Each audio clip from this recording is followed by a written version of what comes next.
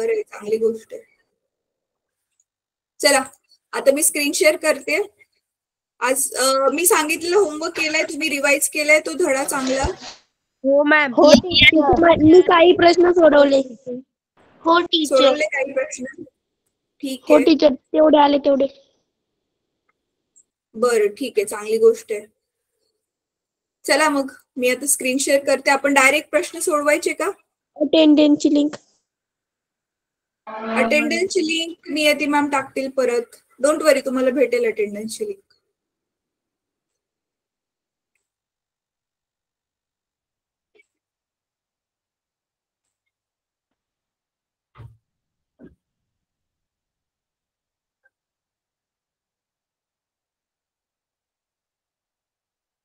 नाही teacher attendance link. हो बेटा, मॅम टाकतील नंतर ना अटेंडन्सची लिंक.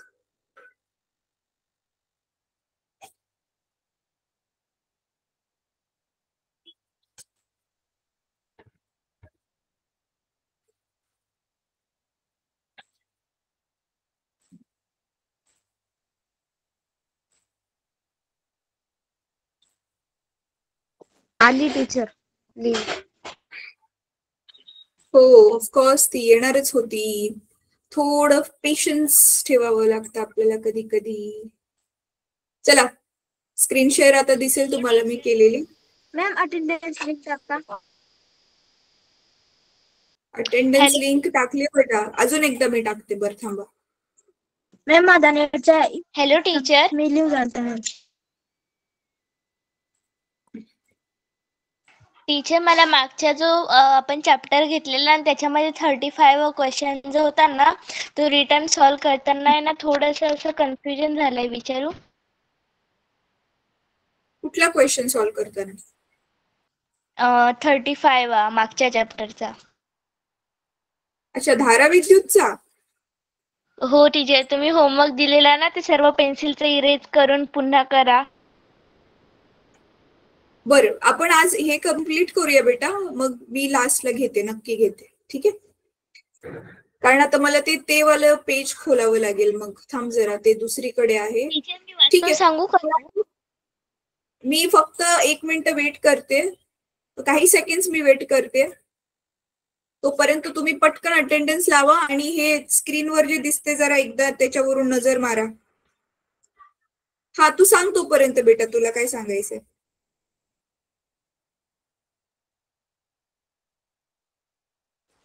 टीचर 35 क्वेश्चन होता. एकसर जोडीने लेड आम्ल विद्युत घटांपासून एकूण किती विभवांतर तयार होतील? तर जो लेड ऍसिड विद्युत घट असतो तर तो 2 व्होल्ट असतो ना, तर त्याला आपण 5 मल्टिप्लाय तर 10 व्होल्ट का? हा बेटा, टोटल किती आहेत आपल्याकडे? 5 आहेत ना, मग 5 दुनी 10. Okay teacher.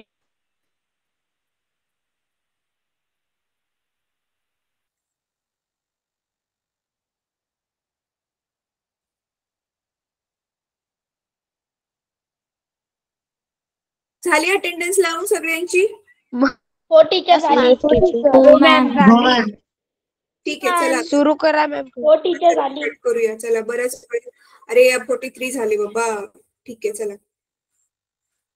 हा चला, आता ह्याच्यामध्ये काय सांगितलंय? केंद्र काय असतं? आता रुदरफोर्डने जो अणूंचा मारा करून जो प्रयोग केला, एक्सपेरिमेंट केलं, त्याच्यावरून मग त्याने सांगितलं केंद्र काय असतं, हे केंद्र काय असतं, अणूचे केंद्र काय आहे ते. बरोबर आहे. अणूचे हे केंद्र काय असते? धनप्रभारित असते. का धनप्रभारित असते? कारण केंद्रकामध्ये धनप्रभारित प्रोटॉन असतात आणि प्रभार रहित म्हणजे उदासीन न्यूट्रॉन असतात. ते न्यूट्रॉन प्रोटॉनला पी ने दाखवतोय, न्यूट्रॉनला एन आणि इलेक्ट्रॉनला ई मायनस ने आपण दाखवतोय. अणुअंक खूप महत्वाचा आहे मुलांना. ह्याची तुम्हाला डेफिनेशन म्हणजे ह्याची व्याख्या तुम्हाला माहिती पाहिजे. अणुकाच्या केंद्रकातील प्रोटॉनची संख्या म्हणजेच त्या मूलद्रव्याचा अणुअंक होय. जेवढे प्रोटॉन आहेत तेवढाच अणुअंक असतो. आणि अणुअंक आपण कशाने दर्शवतो? झेड या लेटरने दर्शवतो. जसं की हायड्रोजन साठी झेड काय आहे? 1. माहितीये तुम्हाला? Yes ma'am. लिथियम साठी Z आहे 2. ठीक आहे. परत अणुवस्तुमानांक काय असतं? अणुवस्तुमानांक काय असतो? प्रोटॉन आणि न्यूट्रॉन यांची टोटल एकत्र जी संख्या आहे. म्हणजेच तुम्ही असं म्हणू शकता की अणुवस्तुमानांक हे अणूच्या केंद्रकाचं जेवढं वस्तुमान आहे तेच त्या अणूचं वस्तुमान आहे. त्याला अणुवस्तुमानांक असं म्हणतात. आणि अणुवस्तुमानांक आपण A ह्याने दर्शवतो. म्हणजे A जर आपल्याला काढायचं असेल तर टोटल P ची संख्या किती आहे आणि N ची संख्या किती आहे, प्रोटॉन आणि न्यूट्रॉनची संख्या किती आहे, त्याला आपण अधिक केलं की आपल्याला काय भेटणार? अणुवस्तुमानांक भेटणार. ठीक आहे. आता इलेक्ट्रॉन वितरण ह्यालाच इंग्लिशमध्ये म्हणतात इलेक्ट्रॉनिक कॉन्फिगरेशन. म्हणजे कुठल्या कक्षेत किती इलेक्ट्रॉन राहणार बघा, त्याचं हे सूत्र आहे. जसं की आता हे केंद्रक आहे कुठल्या तरी अणूचं, त्याच्यानंतर ही पहिली कक्षा, पहिली कक्षेचं नाव असतं K. ही दुसरी कक्षा, दुसऱ्या कक्षेचं नाव असतं L. तर बघा पहिलीसाठी N1 आणि सूत्र काय आहे 2N चा वर्ग. म्हणजे 2 मध्ये N च्या ऐवजी कक्षेचा क्रमांक ठेवला की पहिल्या कक्षेत 2 इलेक्ट्रॉन असतात जास्तीत जास्त, दुसऱ्यामध्ये 8, तिसरीमध्ये 18, चौथीमध्ये 32. तर हे तुम्हाला मी परत आपण एकदा ह्याच्यावर आधारित काय प्रश्न असतील तर तुम्हाला एक्सप्लेन करेल मी. ठीक आहे. त्याच्यानंतर ना आता दुसरं पेज ओपन करते मी.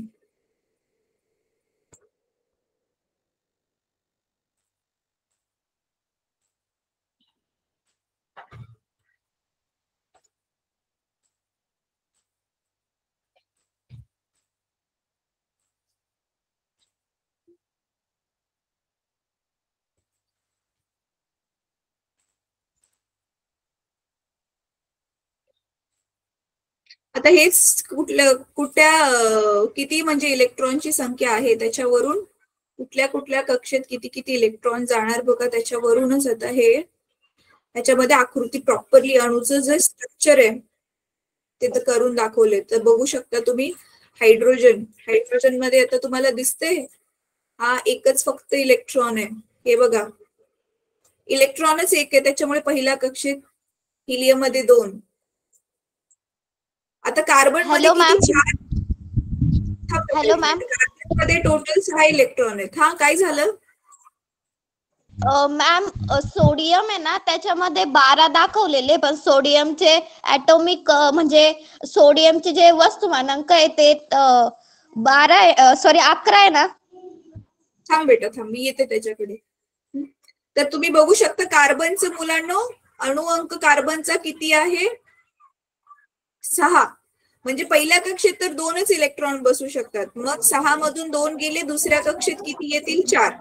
म्हणून बघा इथे पहिल्या कक्षेत आणि दुसऱ्या कक्षेत हे बघा 1, 2, 3, 4 दाखवलेत बरोबर, राईट? सेम तसंच निऑनचं जर बघितलं तुम्ही पहिल्या कक्षेत 2 आणि उरलेल्या शेवटच्या कक्षेत. आणि सोडियम मध्ये हो इथे त्यांनी 12 दाखवलेत, बरोबर बोलतेस बेटा. सोडियम मध्ये शेवटच्या कक्षेमध्ये एकच असतो, एकच इलेक्ट्रॉन उरतो शेवटच्या कक्षेमध्ये, कारण त्याचा जो अंक आहे Z आहे ते 11. मग पहिल्या कक्षेत 2, दुसऱ्या कक्षेची जास्तीत जास्त कॅपॅसिटी 8 आहे, दुसऱ्यात 8च टाकू शकतो आपण. आणि मग उरलेलं एक इलेक्ट्रॉन तिसऱ्या कक्षेत. ठीक आहे. आय होप तुम्हाला हे इलेक्ट्रॉनची रचना, इलेक्ट्रॉनला कसं वाटलं जातंय ते तुम्हाला कळलं असेल. ठीक आहे. त्याच्यानंतर संयुजा, अरे देवा ह्यांनी जरा जास्तच हायफाय दिलंय. बरं ठीक आहे मुलांना, ह्याच्यावर आधारित जर प्रश्न असतील तरच आपण ह्याला डिस्कस करू बरं का. हे संयुजा, समस्थानिके, संयुजा तुमच्या ह्या धड्यामध्ये होतं का? टेक्स्टबुक मध्ये होतं का संयुजा काय असतं ते?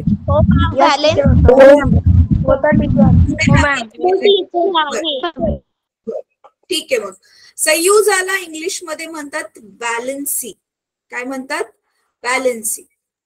तर आता जसं की बघा जसं माणसाचा एक स्वभाव असतो की त्याला लाईफ मध्ये ह्या गोष्टी पाहिजेत आणि जोपर्यंत त्याला त्या गोष्टी मिळत नाही तोपर्यंत तो प्रयत्न करत असतो. तसंच अणूंचं काय असतं की अणूंना त्यांच्या शेवटच्या कक्षेमध्ये द्विक किंवा अष्टक पूर्ण करायचं असतं. म्हणजे त्यांची कुठली पण जी शेवटची कक्षा आहे ना त्या कक्षेत त्यांना नाही एकतर 2 इलेक्ट्रॉन पाहिजेत किंवा 8 इलेक्ट्रॉन पाहिजेत. ऑब्व्हियसली जर पहिलीच कक्षा असेल तर त्याला 2 इलेक्ट्रॉन पाहिजेत आणि दुसरी किंवा दुसरीच्या पुढच्या कक्षा असतील तर त्याला किती इलेक्ट्रॉन हवेत? लास्ट मध्ये 8 इलेक्ट्रॉन. तर जसं आता बघा सोडियमचं बघा, सोडियमच्या शेवटच्या कक्षेत 1 इलेक्ट्रॉन आहे, तर त्याला त्या शेवटच्या कक्षेमध्ये 8 इलेक्ट्रॉन बनवण्यासाठी 2 मार्ग आहेत. एकतर तो 1 इलेक्ट्रॉन कोणाला तर देऊन टाकेल, म्हणजे त्याच्या आधीची कक्षेमध्ये ऑलरेडीच 8 इलेक्ट्रॉन आहेत, किंवा मग 7 इलेक्ट्रॉन कोणाकडून तरी घ्यावं लागतील त्याला. मग देऊन टाकण्यापेक्षा म्हणजे घेऊन 7 इलेक्ट्रॉन घेण्यापेक्षा 1 इलेक्ट्रॉन देऊन टाकणं सोपं आहे की नाही, म्हणून तो 1 इलेक्ट्रॉन देतो आणि मग त्याचं अष्टक पूर्ण करतो आणि मग म्हणून सोडियमची संयुजा किती आहे? मग 1, कारण तो 1 इलेक्ट्रॉन देतो. आणि ह्याच्या बिलकुल उलट आता बघा इथे बघितलं तुम्ही, आता नीट बघा ह्याच्यावरून तुम्हाला कळेल. नायट्रोजनच्या इलेक्ट्रॉनची संख्या किती आहे? 7. इलेक्ट्रॉन संरूपण काय होणार? पहिल्या कक्षेत 2 इलेक्ट्रॉन, उरलेले 5 इलेक्ट्रॉन दुसऱ्या कक्षेत. मग 5चं 8 करायला त्याला किती इलेक्ट्रॉनची संख्या पाहिजे? 3. म्हणून त्याची संयुजा, म्हणून सेम सोडियमचं सांगितलं 2, 8, 1 देणं सोपं आहे म्हणून सोडियमची संयुजा 1 आहे. क्लोरीनचं बघा 17, 2, 8, 7. आता तो 7 देऊ शकतो नाहीतर 1 घेऊ शकतो. 7 देण्यापेक्षा 1 घेणं सोपं आहे म्हणून तो 1 इलेक्ट्रॉन घेतो, म्हणून त्याची संयुजा 1 आहे. तुम्ही बघू शकता सोडियमची पण संयुजा 1 आहे आणि क्लोरीनची पण संयुजा 1च आहे. ठीक आहे, तर आता ह्या असतात संयुजा. आता समस्थानिके काय असतात? सम म्हणजे सारखी, स्थानिके. समस्थानिके म्हणजे काय? काही आपली अशी मूलद्रव्य असतात, त्यांचा अणुअंक समान असतो, पण अणुवस्तुमानांक जो आहे तो वेगवेगळा असतो. म्हणजे काय अर्थ? ह्याचा अर्थ आहे, आता जसं की बघा हा कार्बन आहे, कार्बनच्या काही केंद्रकामध्ये प्रोटॉनची संख्या सेम असते, पण न्यूट्रॉन पण तर आहेत ना, न्यूट्रॉन काही वेगवेगळे असतात, त्याच्यामुळे मग केंद्रकाचं वजन कमी जास्त होतं. प्रोटॉनची संख्या म्हणजे अणुअंक असतो आणि प्रोटॉन आणि न्यूट्रॉनची बेरीज करून जे भेटते तो अणुवस्तुमानांक असतो. तर झेड जो आहे तो सगळ्यांचा सेम आहे, बरोबर आहे. झेड सेम आहे म्हणजे पी पण सेम आहे, म्हणजे प्रोटॉनची संख्या समान आहे. फरक कुठे पडतोय? न्यूट्रॉनची संख्या जी आहे ती वेगळी आहे, हे डिफरंट आहे. त्याच्यामुळे मग काय होतंय? अणुवस्तुमानांक चेंज होतोय. आता जसं बघा कार्बन 12, कार्बनचं आता आपण इथे बघितलं, कार्बनचं इलेक्ट्रॉनची संख्या म्हणजेच कार्बनची प्रोटॉनची संख्या पण 6च असणार आहे. तर इथे 6 म्हणजे 12 मधनं 6 काय असतील? प्रोटॉन असतील आणि उरलेले 6 काय असतील मुलांनो? टोटल 12 आहे ना, प्रोटॉनची संख्या 6 आहे, मग उरलेले 6 काय असतील? इथे 12 पैकी न्यूट्रॉन. इथे आपले प्रोटॉन आहेत, ऐका प्रोटॉन 6 आहेत, C12 मध्ये प्रोटॉन 6 आहेत, C13 मध्ये पण प्रोटॉन 6 आहेत आणि C14 मध्ये पण प्रोटॉन 6 आहेत, पण न्यूट्रॉन वेगवेगळे आहेत. इथे न्यूट्रॉन 6 आहेत, इथे न्यूट्रॉन 7 आहेत आणि इथे न्यूट्रॉन 8 आहेत. म्हणजे आहे हे कार्बनच, पण कार्बनच्या काही अणूंमध्ये न्यूट्रॉनची संख्या 6 आहे, काही मध्ये 7 आहे, काही मध्ये 8 आहे. मग असे जे कार्बनचे हे जे 3 वेगवेगळ्या प्रकारचे अणू आहेत, ते अणू कार्बनचेच, पण वेगवेगळ्या प्रकारचे जे अणू आहेत त्यांना काय म्हणतात? समस्थानिक म्हणतात. ठीक आहे. आता युरेनियम 235, युरेनियम 235 चा उपयोग केंद्रकीय विखंडन व ऊर्जा निर्मितीसाठी होतो.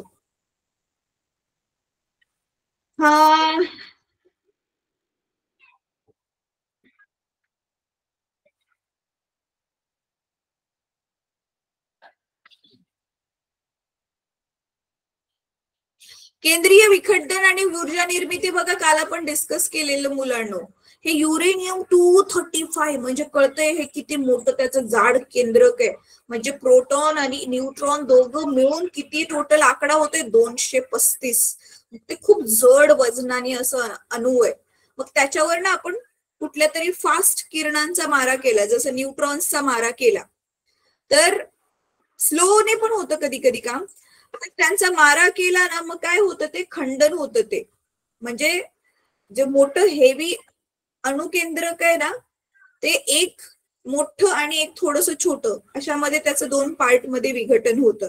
म्हणजे ते आता जे युरेनियम आहे ते लेड म्हणून पण एक मूलद्रव्य त्याच्यामध्ये पण ते कन्वर्ट होऊ शकतं. म्हणजे एक मोठं अणुकेंद्रक छोट्या अणूमध्ये त्याचं विघटन होतं आणि असं होत असताना खूप ऊर्जा बाहेर पडते, खूप प्रकाश बाहेर पडतो. त्या प्रोसेसला आपण काय म्हणतो? केंद्रकीय विखंडन असं म्हणतो. काय म्हणतो? केंद्रकीय विखंडन असं म्हणतो.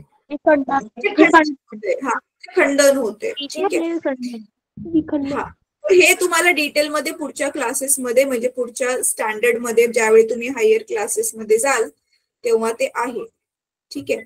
आता चला पुढचा आता आपण आता डायरेक्टली प्रश्न उत्तर सोडवायला घेऊयात. टीचर केंद्रकीय विखंडनला इंग्लिश मध्ये काय म्हणता? Nuclear fission. फिशन म्हणजे अणुविखंडनला अनवी काय असतं बेटा?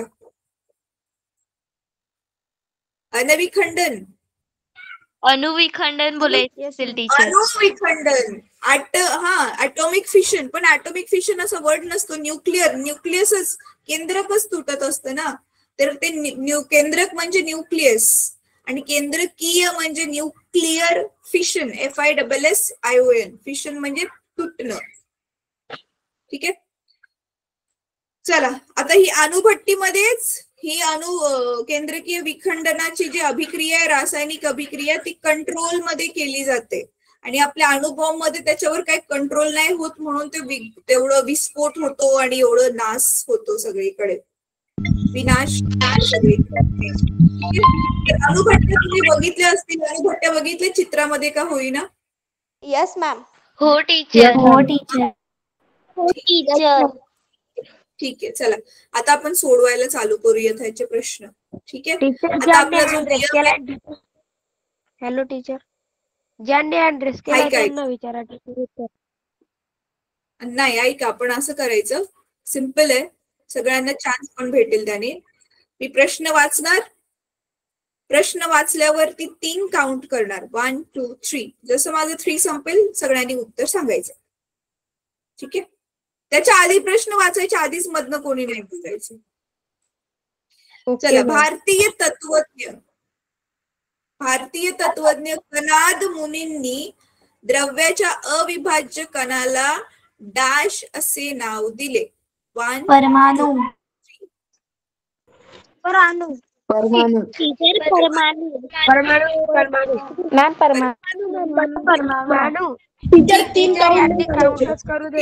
प्रश्न. डॅश हे अविभाजीय. झूम करू का? डॅश हे अविभाजीय व अनाशवंत असतात.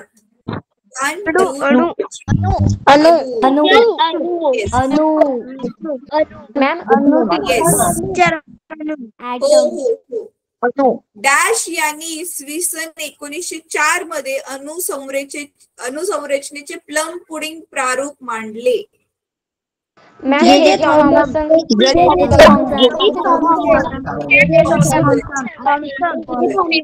Option number 2. करेक्ट. पुढे टीचर तुम्ही 1 2 3 बोलणार होतात ना?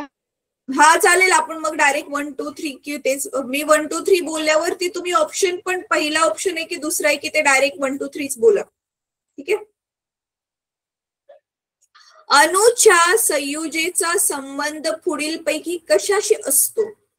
प्रोटॉनच्या संख्येशी, इलेक्ट्रॉनच्या संख्येशी, न्यूट्रॉनच्या संख्येशी, अणुवस्तुमानाशी. 1 2 3.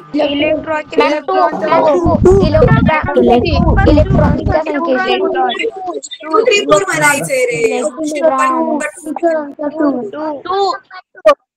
ठीक आहे. डॅश वर कोणताच प्रभार नसतो. 1 न्यूट्रॉन.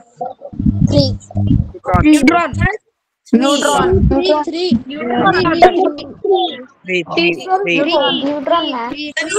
केंद्रकातील प्रोटॉनची संख्या म्हणजेच मूलद्रव्याचा डॅश होय.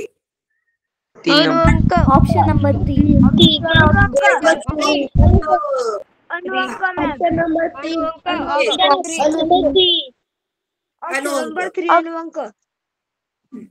मुलांना माझं ना ते मार्किंग करून झाल्यावर मग परत नका सांगू रे. मार्किंग केलं झालं ना म्हणजे तुमचं उत्तर समजलं ना तुम्हाला.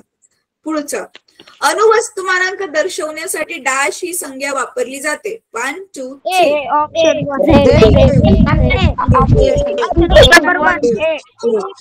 3. जड पाण्याच्या निर्मितीमध्ये हायड्रोजनच्या कोणत्या समस्थानिकाचा उपयोग होतो? ड्यूटेरियम.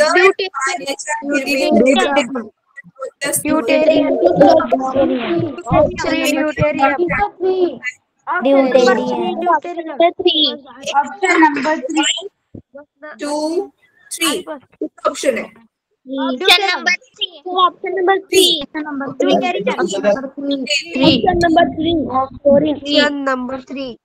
बरं चला पुढे. डॅशचे इलेक्ट्रॉन संरूपण 287 आहे.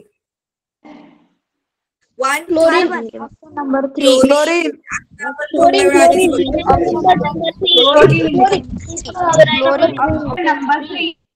करेक्ट. नंबर 3. ज्या अणूंचे संयुजा कवच पूर्ण भरलेले असते. संयुजा कवच म्हणजेच शेवटची त्यांची कक्षा. अशा अणूंची संयुजा डॅश असते. 0 असते. ती लोक ना इलेक्ट्रॉन देतात ना घेतात ना इलेक्ट्रॉनची भागीदारी करतात. ठीक आहे. डॅश दर्शवण्यासाठी झेड ही संख्या वापरली जाते. Atomic mass number.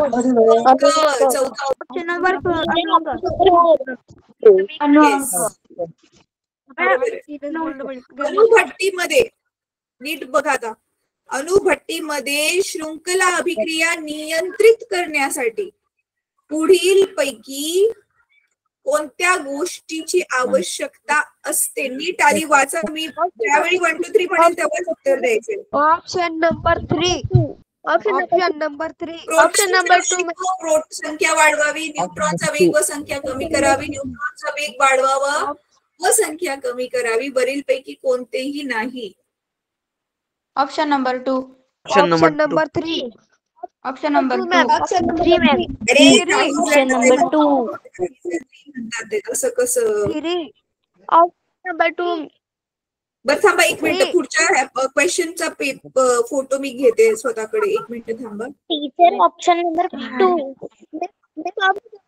न्यूट्रॉनचा वेग व संख्या कमी करावी. न्यूट्रॉनचा वेग वाढवावा. Yes ma'am. प्रोटॉनचा वेग व संख्या वाढवावी. वरीलपैकी कोणतेही नाही. पहिली गोष्ट बघा. दुसऱ्या आणि तिसऱ्या मधलं करेक्ट आन्सर असू शकतं. मी एक्सप्लेन करू का? दुसऱ्या आणि तिसऱ्या मधलं करेक्ट आन्सर असू शकतं. कारण तुम्ही बघितलं की आपण काय करतोय. दर्शन मी बोलू का? तुझा आवाज माईक म्युटेड आहे. हा. तर आपण काय करत असतो मुलांनो, खूप साऱ्या अभिक्रियांमध्ये अभिक्रिया हे केंद्रकीय विखंडन करण्यासाठी खूप वेळा जे आहे न्यूट्रॉनचा मारा केला जातो केंद्रकावरती. म्हणजे कसं हे असं केंद्रक आहे त्याच्यावरती आदळलं काय जातात, न्यूट्रॉन आदळले जातात. ठीक आहे. त्याच्यामुळे मग काय होतं, ते जे खूप जाडवालं केंद्रक आहे ते तुटायला सुरुवात होते, ते तुटतं. तर आता ह्याच्यामध्ये बघा, 1 सेकंड. माईक अनम्युटेड आहे. 1 सेकंड आहे मला. प्लीज सगळ्यांनी माईक म्यूट करा. ज्यांचं पण माईक अनम्युटेड आहे माईक म्यूट करा. हा. मग दुसरा किंवा तिसरा ह्याच कुठला तरी ऑप्शन असणार आहे, ते पक्का आहे. मग आता काय होतंय, रासायनिक अभिक्रिया होताना आपल्याला आपला पर्पजच काय आहे की आपल्याला खूप सारी उष्णता पाहिजे, बरोबर आहे. म्हणजे खूप सारी ऊर्जा हवी आहे, अभिक्रिया घडून आणून खूप सारी ऊर्जा आपल्याला हवी आहे, जी आपण ती ऊर्जा कशामध्ये कन्वर्ट करू शकतो, ती ऊर्जा आपण कशात कन्वर्ट करू शकतो, विद्युत धारेमध्ये पण ती ऊर्जा कन्वर्ट करू शकतो आणि विद्युत धारेनंतर अजून कुठल्या तरी आपल्याला वापरता येईल त्या युजेबल फॉर्म मध्ये आपण ती ऊर्जा कन्वर्ट करू शकतो. मुळातच अणुभट्ट्या कशासाठी बनवलेत मुलांना, आता तुम्हाला माहिती आहे की आपले हे पेट्रोल डिझेल ह्याचे साठे जे आहेत ते जवळजवळ संपायला आलेत. मग ते संपल्यावरती आपल्याकडे दुसऱ्या ऊर्जेसाठी काय ऑप्शन आहे, तर म्हणून आपण ही न्यूक्लिअर पॉवर, केंद्रकाची ऊर्जा वापरण्याचा प्रयत्न करतोय, केंद्रकीय शक्ती वापरायचा प्रयत्न करतोय. तर ह्याच्यामध्ये मग आपल्याला हे फास्ट हवेत, तर तिसरा ऑप्शन करेक्ट आहे. तर आपल्याला न्यूट्रॉनचा वेग वाढवावा, जो केंद्रकामध्ये न्यूट्रॉन आहेत त्यांचा वेग वाढवायचा आणि संख्या कमी करायची. म्हणजे ऑब्व्हियसली काय, एकाच केंद्रकामध्ये एवढे सगळे न्यूट्रॉन एकत्र बसलेत, ते कमी करायचेत ना आपल्याला, आणि ते कमी करतानाच आपल्याला जे आहे ते ऊर्जा मिळणार आहे. तर तिसरा ऑप्शन जो आहे ह्याचा करेक्ट आहे. ठीक आहे. आता ह्याच्यामध्ये तिसरा सांगितलं मॅम हा बरं ठीक आहे, सांगित ऑप्शन नंबर 2. बरं ऐका.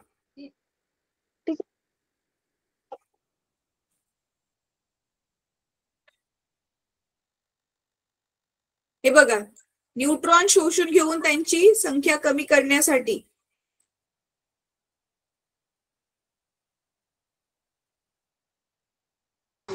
मॅम स्क्रीन दिसत नाहीये. नाही टीचर दिसते ना. नाही टीचर. आपला कितवा प्रश्न होता?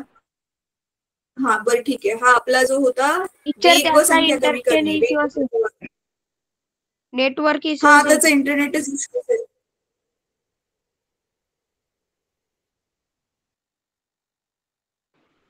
चला ठीक आहे, आता पुढचा प्रश्न, पुढचं पेपर मी शेअर करते. 12 प्रश्न झाले आपले मुलांना. यस मॅम, 13वा प्रश्न चालू आहे. हा एक सेकंड.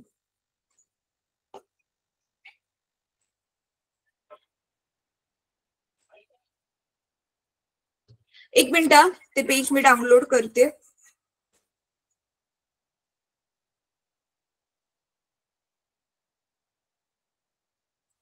तुमच्या बुक मधून वाचा तोपर्यंत आणि बघा बरं काय असू शकतं करेक्ट आन्सर. Teacher second. अरे मला सांगू नका, स्वतःहून बघा. थांबा जरा एक मिनिट. टीचर मी बुक मध्ये बघितलं सेकंड वालेच आन्सर आहे. टीचर मी सोडवले. कशाचं? 13. कशाचं सेकंड वाला? 13. 12. 12चं सांगतो. टीचर 12 हा 12th क्वेश्चन. 12th question. हा मला पण 12th क्वेश्चनचं थोडंसं ह्याच्यामध्ये डाऊट वाटतोय. डाऊट ह्याच्यासाठी वाटतोय 12चं 3च आहे ना, मी तरी पण ना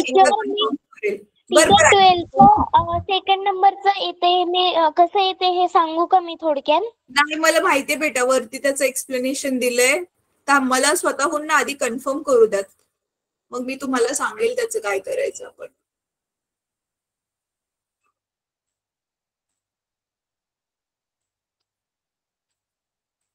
सांग ठीक आहे, सांग तू कसं येते सांग. टीचर जे संभाव्य विस्फोट टाळण्यासाठी शृंखला अभिक्रिया नियंत्रित ठेवतात आणि जे अणुभट्टीमध्ये शृंखला अभिक्रिया नियंत्रित करण्यासाठी न्यूट्रॉन्सचा वेग व संख्या कमी करण्याची आवश्यकता असते.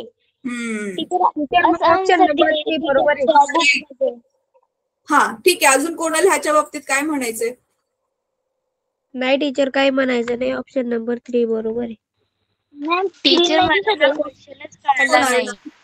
मग तो ऑप्शन करेक्ट होईल तिने जे एक्सप्लेन केलं त्याच्यानुसार. मी ह्याच्यावरती कन्फर्म करते मुलांनो. ऍक्च्युली ना डिपेंड्स की आपण ना आपलं ते हे काय आहे, आपलं लक्ष काय आहे, कशासाठी आपण ती अभिक्रिया करून आणतोय त्याच्यावर हे डिपेंड करतं. म्हणून मला आधी जरा कन्फर्म करू द्या, मग मी तुम्हाला त्याचं नेक्स्ट क्लासमध्ये सांगते करेक्ट आन्सर काय असेल ते. ठीक आहे, चला आता पुढे ओके मॅम. प्रश्न बघूयात आपण. तिसऱ्या जर नंबर आपल्याला माहिती देताना तर त्याच्यानुसार दुसरं ऑप्शन करेक्ट आहे, आणि जर का आपण ऑप्शन करेक्ट आहे का चूक आहे ते बघण्यासाठी मागे जर बघितलं ना तर त्याच्यामध्ये 3 ऑप्शन तिसरं ऑप्शन करेक्ट दाखवत आहे. हा ते हो मॅम, तिसरं दिसत आहे मॅम. बरोबर. उत्तर पत्ती. हा त्याने आन्सर्स मध्ये तिसरा ऑप्शन दिलाय. बरोबर, बघूयात आपण. मी ना ग्रुप आपला NMMS चा ग्रुप आहे ना त्याच्यामध्ये टाकेल. मला वाटते दुसरंच करेक्ट असेल, तरी पण मला कन्फर्म करू द्यात एकदा. ठीक आहे. Hello ma'am. हा बेटा. मॅम मागचे आन्सर्स पण चुकीचे असतात. हा बरोबर आहे. टीचर कधी कधी आन्सर शीट मधले आन्सर चुकीचे असतात. करेक्ट आहे. हो असू शकतात चुकीचे. चला, ऑक्सिजन मध्ये डॅश कक्षा हीच संयोजक कक्षा असते. ऑक्सिजन किती आहे? Number 2. Option number 2. L. L ma'am. Option number 2. Oxygen मध्ये नंबर 2 मॅम. बर, मला आधी हे सांगा, ऑक्सिजनचा अनुक्रमांक 8 आहे, बरोबर आहे? ऑक्सिजनचा अनुअंक किती आहे? टीचर 8 आहे. 8. 8 आहे. मग त्याचे इलेक्ट्रॉनिक कॉन्फिगरेशन कसं होणार? इलेक्ट्रॉन संरचन 2 आणि 6. 2 आणि 6. 4, 2 आणि एल मध्ये 6. आणि 6 म्हणजे ती एल कक्षा त्याची शेवटची कक्षा आहे, म्हणजे ती संयोजक कक्षा असेल तर एल हा करेक्ट ऑप्शन आहे. बरोबर बोलला तुम्ही. तर ऑप्शन नंबर 2. एल बरोबर आहे. Option number 2. ठीक आहे. चला, आता ऑप्शन नंबर पुढे 2 बघूया. मॅम. हा मार्क केले बेटा. हे बघ, आता एखाद्या मूलद्रव्याच्या अणूमधील इलेक्ट्रॉनची कवच निहाय मांडणी म्हणजे त्या मूलद्रव्याचे डॅश होय. आत्ताच बघितलं आपण. काय हे आता असंच आपण लिहिलं. Option number 3 teacher. ऑप्शन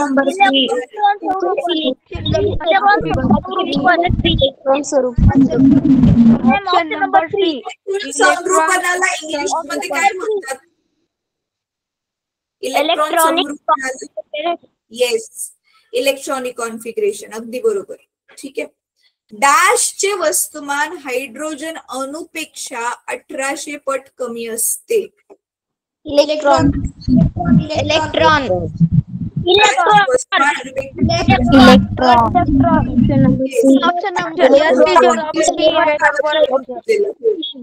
बरोबर, इलेक्ट्रॉन. Option number 3 electron. रुदरफोर्डच्या विकिरण प्रयोगामुळे डॅश शोध लागण्यास मदत झाली. अणुकेंद्रकाचा. ऑप्शन नंबर 1 अणुकेंद्रकाचा. बरोबर, अणुकेंद्र. 1 नंबर. हा मार्क केला मी 1 नंबर. बघा परत. अर्न्स्ट रुदरफोर्ड यांनी 1911 मध्ये डॅश मांडले. अनुसिद्धांत केंद्र. Teacher option number 3. Option number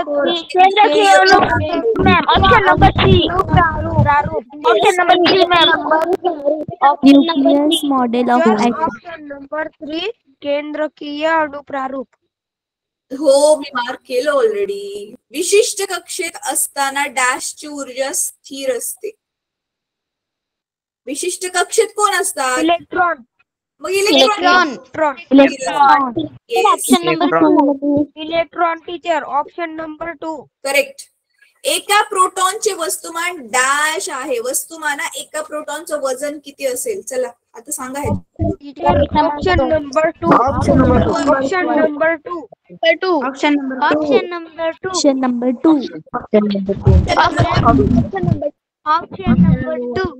नाही, मला डाऊट आहे याच्यात. -20. Option number 1. Option number 2. नाही डाऊट आहे मला ह्याच्यात. ऑप्शन नंबर 2 मध्ये डाऊट आहे मला. Option number 1. Option number 2. अरे, टेक्स्ट बुकच्या पुस्तकाच्या मागे नका बघू. टीचर तिथे ना ऑप्शन नंबर 1 ऋण 27 किलोग्राम आहे टीचर तिथं. हा टीचर नाही वन मॅम वन 2 आहे. टीचर वन ऋण 27 2 आहे. आहे. हा 2 आहे. 2 करेक्ट ऑप्शन आहे. हे लक्षात ठेवा हा नंबर. ठीक आहे. 1.66 इंटू 10⁻27 1.66 गुणिले 10⁻27 घात ग्रॅम. टीचर हा वाला क्वेश्चन अरे ऐका टीचर ऐका. हा वाला जो क्वेश्चन आहे ना हा वाला क्वेश्चन जे आता दीदीन ते 9th क्लास मध्ये गेले आहेत ना मग मी त्यांचे मागच्या वर्षीचे NMMS च्या परीक्षेचे हे घेतले होते काय म्हणतात क्वेश्चन पेपर तर त्या क्वेश्चन पेपर मध्ये हा वाला क्वेश्चन आलेला आहे. हा ठीक आहे. तुम्हाला कळते मुलांना म्हणजे तू मग किती किती हलका आहे तो. ह्या 1.66 इंटू 10⁻27 म्हणजे किती माहितीये का? 0.0000 अशा 27 शून्य आणि मग 27. कळते तुम्हाला? आपण जर लिहिलं ना प्रॉपरली 0.0000 अशा किती 27 शून्य आणि मग 6 gram. Yes ma'am option number 2. किती ऑप्शन छोट नंबर आहे 2. है ना? किती छोट आहे. त्या किती वस्तुमान त्याचं कमी असेल म्हणून ते आपल्याला साध्या डोळ्यांनी दिसत नाही. साध्या डोळ्यांनी काय आपल्या मायक्रोस्कोपच्या खाली पण नाही दिसत ते. चला पुढे. इसवी सन 1800 मध्ये मायक्रोस्कोप लागत असेल ना? हा इलेक्ट्रॉन मायक्रोस्कोप लागते. इसवी सन 1803 मध्ये डॅश यांनी सुप्रसिद्ध अणुसिद्धांत मांडला. 1803 मध्ये John Dalton. John Dalton. John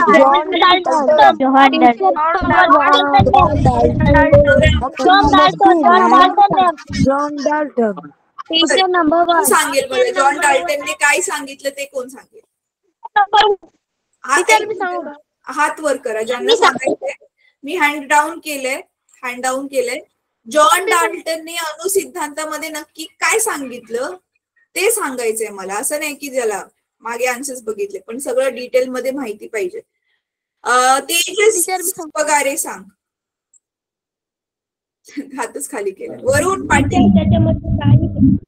वरुण पाटील सांगेल. त्याच्यामध्ये पूर्ण आणि घन नाही असं सांगितलंय.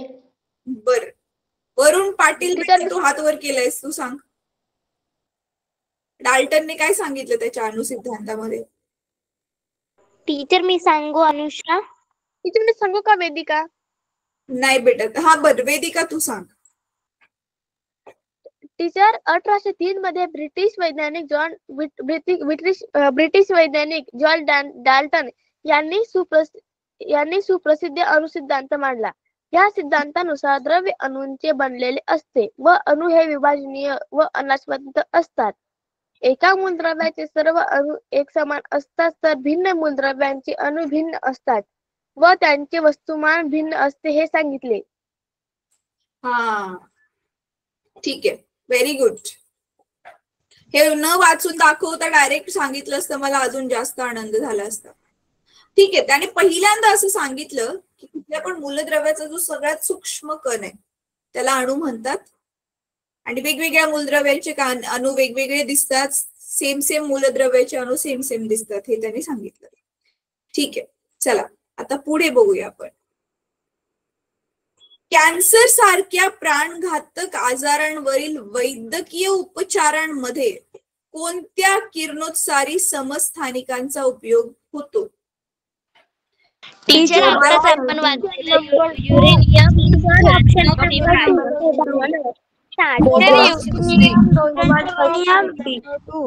कोबाल्ट काठ.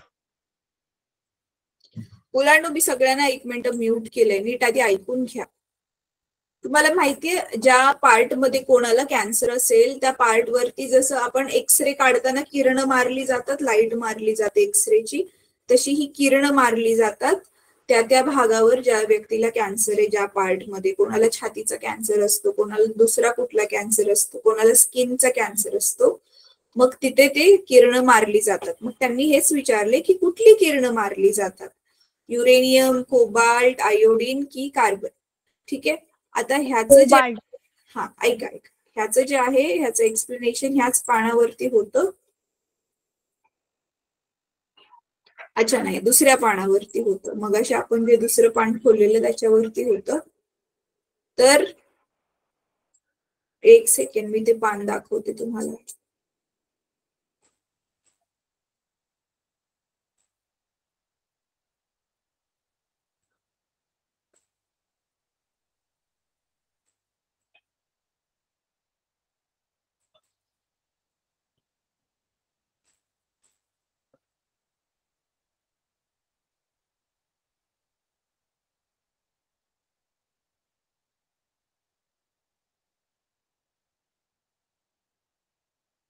ठीक आहे, चला ते पान आता ना स्क्रीन शेअर करायला सापडत नाहीये, मग अनम्यूट करते तुम्हाला मी. Cobalt ma'am, cobalt. Hello teacher, मला cobalt 16 ma'am. Cobalt 16. Option number 2. Teacher, याचा वापर का केला जातो? ते कॅन्सरचे जे किटाणू असतात त्याला मारण्यासाठी. मॅम, औषध कशापासून बनलेलं आहे? हॅलो टीचर, औषध असं बनलेलं नसतं बेटा, ते किरणं असतात, लाईट जशी असते तशी ना ती मारली जातात. टीचर या प्रश्नाचं उत्तर आम्हाला सांगितलेलं आहे मॅम. एका रूम मध्ये हे करता आणि वरून जी खिडकी राहते ना आपल्या वरची, तिच्यावर ती किरण सोडण्यात येतात.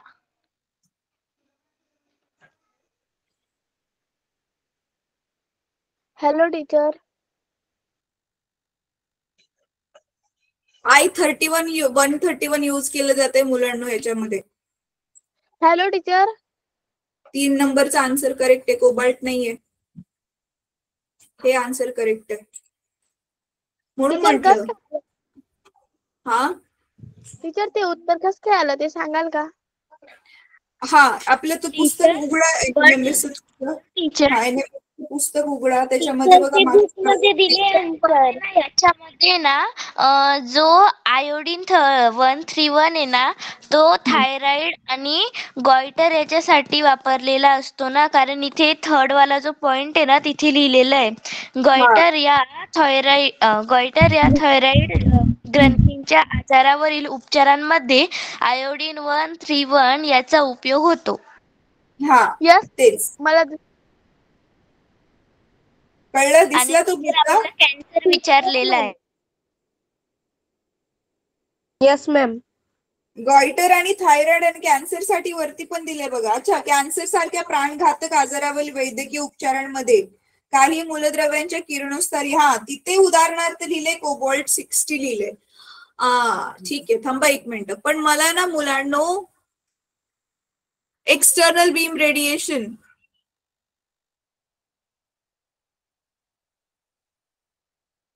थायरॉइडचा कॅन्सर, ऐका मुलांनो, हा प्राणघातक लिहिलं ना, ऐका, दोन्ही पण इथे दोन्ही आन्सर करेक्ट आहेत, दोन्ही आन्सर्स करेक्ट आहेत, पण नीट समजून घ्या. प्राणघातक फक्त हा शब्द आला प्राणघातक आजारावरील, ते ट्रीट करायचं असेल तर कोबाल्ट 60 लिहा तुम्ही. पण थायरॉइडचा कॅन्सर असेल ना, थायरॉइडचा पण कॅन्सर असतो, गळ्याचा पण कॅन्सर असतो, ते असेल तर तिथे येणार आयोडीन 131, म्हणून मी आयोडीन, पण इथे कोबाल्ट लिहा तुम्ही. ठीक आहे, इथे कोबाल्ट लिहा. याचं उत्तर बघा, पेज नंबर तुमच्या पुस्तकामध्ये 30 मध्ये दिलंय, समस्थानिकांचा उपयोग मध्ये. मिळालं? हा, ठीक आहे. चला आता पुढच्या प्रश्नावरती आपण जाऊयात.